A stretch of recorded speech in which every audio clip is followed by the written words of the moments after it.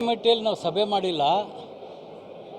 ನಮ್ಮ ಜಿಲ್ಲೆಯ ನಿಷ್ಠಾವಂತ ಭಾರತೀಯ ಜನತಾ ಪಕ್ಷದ ಕಾರ್ಯಕರ್ತರು ತಮಗಾಗಿರ್ತಕ್ಕಂಥ ನೋವನ್ನು ಲೋಕಸಭಾ ಸದಸ್ಯರು ಮತ್ತು ನನ್ನ ಜೊತೆ ಹಂಚ್ಕೊಂಡು ಇದೇ ರೀತಿ ಆದರೆ ಮುಂದೆ ನಾವು ಏನು ಮಾಡಬೇಕು ಅಂಥೇಳಿ ಅವರ ಕಷ್ಟವನ್ನು ಹೇಳ್ಕೊಳ್ಳಿಕ್ಕೆ ಇವತ್ತು ನಿಷ್ಠಾವಂತ ಕಾರ್ಯಕರ್ತರು ಬಂದಿದ್ದಾರೆ.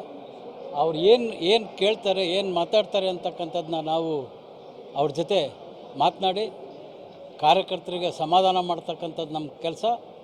ಅದರಲ್ಲೂ ಲೋಕಸಭೆ ವಿಧಾನಸಭಾ ದಾವಣಗೆರೆ ದಕ್ಷಿಣ ವಿಧಾನಸಭೆ ಉಪಚುನಾವಣೆ ಬಂದಂಥ ಸಂದರ್ಭದಲ್ಲಿ ಅವರ ಪ್ರಕಾರ BS ಯಡಿಯೂರಪ್ಪನವರು ಯಾಕೆ ವಿಧಾನಸಭಾ ಅಭ್ಯರ್ಥಿಗಳನ್ನು ಹೆಸರನ್ನು ಘೋಷಣೆ ಮಾಡ್ತಾರೆ, ಅವರೇನಾದರೂ KJP ಏನಿತ್ತೋ ಆ KJP ಪಕ್ಷ ಕಟ್ಟಿ ಆ KJP ಪಕ್ಷಕ್ಕೇನಾರ ಇವರು ವಿಧಾನಸಭಾ ಅಭ್ಯರ್ಥಿಗಳನ್ನು ಘೋಷಿಸ್ತಾ ಇದ್ದಾರೋ ಏನೋ ಅಂತಕ್ಕಂಥ ಅನುಮಾನ ಇದೆ.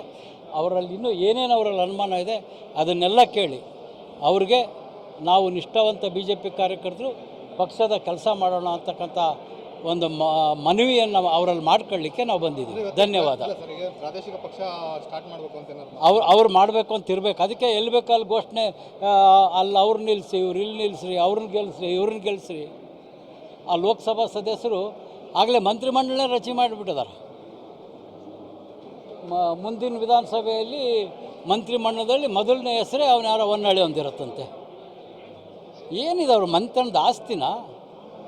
ಅಧ್ಯಕ್ಷರು ಬಂದು 2 ವಿಧಾನಸಭೆ ಅನೌನ್ಸ್ ಮಾಡೋದು, ಇವರೊಂದು 5 ಮಾಡೋದು, ಅವ್ನು ಮಂತ್ರಿಮಂಡಲ ಅನೌನ್ಸ್ ಮಾಡೋದು. ಏನು BJP ಏನು ಗುತ್ತಿಗೆ ಹಿಡಿದಾರೋ ಅಥವಾ ಅವ್ರಿಗಿನ್ನೂ ನಾವು KJP ಕಟ್ತಾ ಇದ್ದೀವಿ ಅಂತ ಭಾವನೆ ಇರಬೇಕು. ಧನ್ಯವಾದ.